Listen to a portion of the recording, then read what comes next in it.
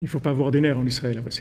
Tout ce qu'il a vu, mon cher Rabbeinu, pourquoi il voulait rentrer en Eretz Israël, c'est rien que pour ça, parce qu'il a vu Erech Hapaim. La Gemara dit qu'est-ce qu'il a vu? Il a vu la patience. La patience, ça veut dire. Qu'est-ce que c'est la patience? Ça veut dire que ça vient d'Hachem. C'est la patience. Ça veut dire que ça vient d'Hachem. C'est pas celui-là ou l'autre. Hachem qui veut comme ça.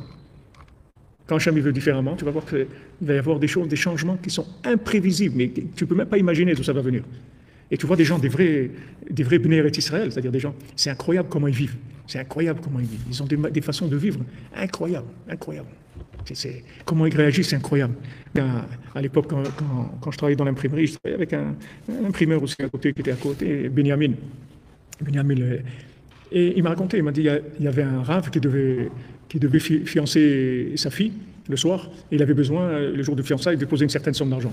Alors en passant pour aller faire la prière de Harvit, avant d'aller aux fiançailles, il a vu Benjamin, il lui a dit, il a dit, je vais peut-être avoir besoin, ce soir je dois donner un acompte au moment des fiançailles, et j'ai rien, etc. Est-ce que tu aurais de quoi me prêter? Alors Benjamin, il lui a dit, oui, pas de problème. Il lui a dit, bon, si j'ai pas et tout, alors je viendrai te voir. Après, il est repassé après Harvit. Il lui a dit, non, c'est bon, Harvit, il y a un truc, quelqu'un... Attends. Mais c'est pas le grand étonnement, ou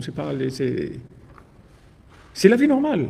C'est-à-dire que la personne, elle vit avec la Emouna, elle sait que Hachem, il va lui résoudre le problème. Maintenant, ce qui s'est passé, ça va venir de là ou de là ou de là. Mais qu'il va y avoir une solution à son problème, c'est sûr, il n'a aucun doute sur ça. Ça, c'est les Bnei Eretz Israël. C'était des Bnei Eretz Israël, les gens, ils vivent comme ça. Ils vivent pas c'est comme ça qu'ils vivent. Parce que la vie, normalement, pour vivre en Eretz Israël, il faut être comme ça. Sinon, tu vas souffrir. Et tout ce que tu vas souffrir, en fait, c'est pour te rendre comme ça. Ce que tu souffres, c'est pas Eretz Israël, c'est pas un pays de souffrance, c'est un pays rien que de lait, du miel. Pourquoi les gens ils souffrent? Des gens qui viennent en Eretz Israël, ils souffrent. Parce que cette souffrance, c'est juste pour t'égaliser les angles, pour que tu deviennes un Ma'amin. Il faut que tu comprennes que tout, ça va venir avec la prière et la Emouna. Le jour où tu comprends ça, tu vas avoir une vie, la vie la plus belle vie qui existe au monde. Parce que tu es en connexion, tu fais tes demandes à Hachem, tu parles avec Hachem tous les jours, tu organises ta journée dans la prière, et puis après tu roules, c'est tout tranquille. Tu t'habitues à vivre dans une autre façon complètement. Mais tant que tu ne vis pas comme ça, Israël, c'est très, très, très dur. Très, très dur, parce que tu vas te confronter à une façon de vivre qui est complètement opposée à tout ce qu'on peut... Nous, on a l'habitude des mains. Là-bas, il n'y a pas de mains. D'ailleurs, en Eretz Israël, c'est un des seuls pays au monde qu'il ne faut jamais lever la main sur quelqu'un, parce que c'est quelque chose qui est très grave en Israël. Très, très grave. Si quelqu'un il frappe quelqu'un, c'est très, très grave. Tu vas en prison tout de suite. C'est quelque chose de très grave. Alors qu'en France, tu peux mettre une claque à quelqu'un, il peut porter plainte. Non, en Israël, c'est très grave. Tu lèves la main sur quelqu'un, il n'y a pas. Tu ne peux pas dire non, mais il n'y a pas, tu ne peux jamais dire un alibi. Il n'y a pas d'alibi à ça. On ne lève pas les mains. Mais crier, les gens crient. Tu vois, quand ils crient, tu crois qu'il va tuer l'autre tellement il crie. Mais tu verras que jamais il va lever la main. Il crie, il descend de la voiture, il crie, il lève la main. Jamais quelqu'un lève la main. Parce qu'il n'y a pas de main en Eretz Israël. Je te dis ici, le mendiant, qu'il n'y a pas de main. Il n'y a pas de main en Eretz Israël. C'est un pays, tu enlèves les mains. Des mains sur le côté, les mains dans la prière, c'est tout. Mais pas dans ce monde-là. Et le cas qu'on veut apprendre, c'est ça. Toute la Torah du Tzaddik, c'est pour nous amener à ça. C'est la délivrance, c'est Mashiach. Mashiach, il va prendre aux gens à prier, c'est tout. Rabbi nous dit l'épée du Mashiach, c'est la tefila. Maintenant, tant qu'on n'a pas l'épée du Mashiach, alors on a l'épée de Esav. Hachem, quelle bénédiction il a donnée à Esav à travers ça? Il lui dit, j'ai pas de bénédiction pour toi. Toi, tu n'es pas branché sur l'autre monde. Quelle bénédiction tu veux que je te donne? Il n'y a pas de bénédiction pour toi. La seule bénédiction qu'il lui a donnée, il lui a dit, mais toi, tu n'as rien pour moi. Il dit, Al-Kharbecha Tichye. Avec ton épée, tu vas vivre. Quand l'épée, elle sera à toi, c'est-à-dire quand tu empêches les gens de prier, que l'épée, c'est comme il dit, c'est-à-dire l'épée de la prière, l'arc de la prière, la demande. Quand tu vas les empêcher de prier, c'est comme ça que tu vas vivre.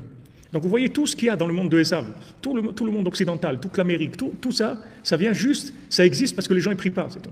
Si les gens ils prient, tout ça, ça descend, c'est de la paille. Esav, il n'a rien. Esav, il profite du manque de Emouna, du manque de prière. C'est tout.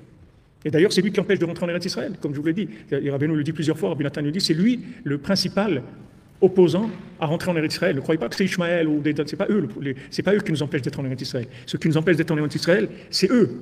Et maintenant, vous voyez, il sort des choses qu'en fait, les groupes terroristes, ils sont financés par les États-Unis. Il y a des trucs incroyables qui se passent derrière. On voit mais derrière tout ça, il y a des choses qui sont incroyables. L'ennemi d'Eretz Israël, c'est Esav. Esav, il a son épée. Son épée, elle existe avec le manque de prière. Chaque fois que tu pries, l'épée de Esav, elle se rétrécit. Elle devient de plus en plus petite. D'ailleurs, tu verras que dans le monde entier, le pays où les Juifs, ils viennent le moins en Eretz Israël, c'est en Amérique. 70% des Juifs américains, ils ne sont jamais venus en Eretz Israël. 70%. Alors qu'en France, c'est le contraire. Tu prends les juifs français, tu vas avoir 80 ou 90% des juifs français qui sont déjà venus en Israël. C'est très rare que tu rencontres quelqu'un en Israël en France qui n'est jamais venu en Israël. Très rare. La plupart des gens, ils viennent en Israël. Même si c'est parce qu'il y a une bar mitzvah ou un mariage ou un truc. Mais Israël, c'est proche dans leur cœur. En Amérique, c'est très, très, très loin. C'est très, très loin. Tu rencontres 70%, ils ne sont jamais venus en Israël. Parce que Esav, il empêche de rentrer en Israël. D'où il a la force d'empêcher de rentrer en Israël? Du fait qu'il n'y a pas d'émouna, qu'il n'y a pas de tfila. Chaque tfila, ça fait baisser l'épée de Esav. Et Rabbi nous dit que l'épée du Mashiach, c'est la tfila. Il va conquérir le monde entier avec son épée. Les gens ils croient que le Mashiach va venir avec une épée en laser ou un truc, il va tuer les gens. C'est pas ça, c'est des dessins animés d'Hollywood. Mais le Mashiach, il va parler, c'est tout. Il va parler avec les gens. Il va parler avec Hachem, il va parler avec les gens. Et avec ça, il va conquérir l'humanité. Les gens ils vont tous se mettre sur les chemins d'Hachem qu'avec le dibour de la tfila. C'est tout. Les gens ils vont parler entre eux, ils vont se faire confiance, ils vont parler, ils vont échanger, et ils vont échanger avec Hachem. C'est ça la Géoula, c'est ça le Mashiach. Pas de guerre, pas de guerre. Il n'y a aucune guerre du tout pour le Mashiach. Il n'y a pas de guerre. Rabbi nous l'a dit, Rabbi Nathan, il avait le Megillat Starim où il avait écrit tout le Seder de la Géoula. Il n'y a pas de Gog ou Magog, ça n'existe pas, il n'y aura pas. Il n'y aura pas de guerre du tout. C'est juste la Emouna, c'est ça la guerre.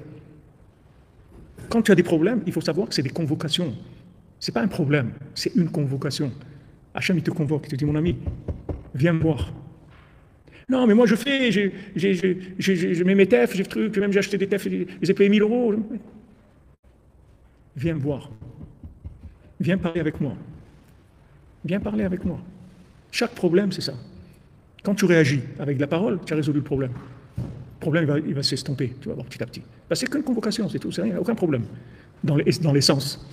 Le seul problème qu'il y a, c'est qu'il n'y a pas de reconnaissance d'Hachem. Les gens, ils veulent se débrouiller tout seuls. Mais Hachem, il n'a pas créé le monde pour que tu te débrouilles tout seul. Il a créé le monde pour que tu crées une dépendance totale par rapport à lui. C'est pour ça qu'il a créé le monde. Plus tu vas te dépendre de lui, moins tu auras de soucis dans ta vie, moins tu auras de problèmes dans ta vie. Tous les problèmes que tu as, va les résoudre. Combien de gens qui le disent quand ils me demandent, des gens qui sont arrivés dans leur vie des situations terribles et tout en Israël, allez au Kotel. Allez au Kotel. Même maintenant, il y a une dame qui est venue avec les dames là, à l'Akba Omer, une dame qui vient en Israël, elle est venue, elle m'a dit, frère, je voulais vous remercier, j'ai écouté votre conseil, tous les samedis soirs, je vais tous les samedis soirs au Kotel. Elle m'a dit, depuis que je fais ça, ma vie, elle a changé complètement. J'ai une autre vie complètement. Des gens, ils sont dans des situations, on dit, va au Kotel. Va au Kotel, parle avec Hachem. Parle avec Hachem. Va là-bas au Kotel. Kotel, c'est le temple. Il y a la Shrina, elle est là-bas. Va parler avec la Shrina. Va parler. C'est tout ce qu'il veut, Hachem. Viens lui parler. Quand tu lui parles, ça veut dire que tu reconnais que c'est lui qui a le pouvoir. Voilà, c'est tout ce qu'il veut. Il veut que tu reconnaisses que c'est lui qui a le pouvoir. Tu reconnais qu'il a le pouvoir, tout est réglé. Mais sinon, s'il commence sa confrontation avec Hachem, qui est mal barré, vraiment très mal barré, parce que le problème, il augmente. Il augmente.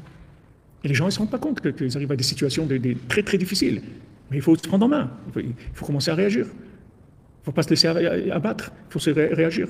Tu prends ton épée, tu prends ton arc, tu commences à tirer des flèches vers le haut, tu envoies chez Hachem des appels. Tu dis, oh, c'est quoi ça là? Je suis dans ce monde pour ça, je ne suis pas venu pour ça. Bon. Ok, Hachem, il veut t'entendre. Viens parler. Archatzot, tous les sadikim, ils sont là. Hashmeini et colère. Qu'est-ce que tu dis? On va entendre quelqu'un de ce monde qui parle. C'est tous les tzadikim qu'il y a, des millions de tzadikim qu'il y a dans le paradis. Ils sont tous à Chatzot, ils attendent tous, ils veulent entendre quelqu'un de ce monde qui parle avec Hachem. Waouh, celui-là il parle, celui-là, l'autre qu'est-ce qu'il dit, celui-là? C'est des moments extraordinaires. Tu peux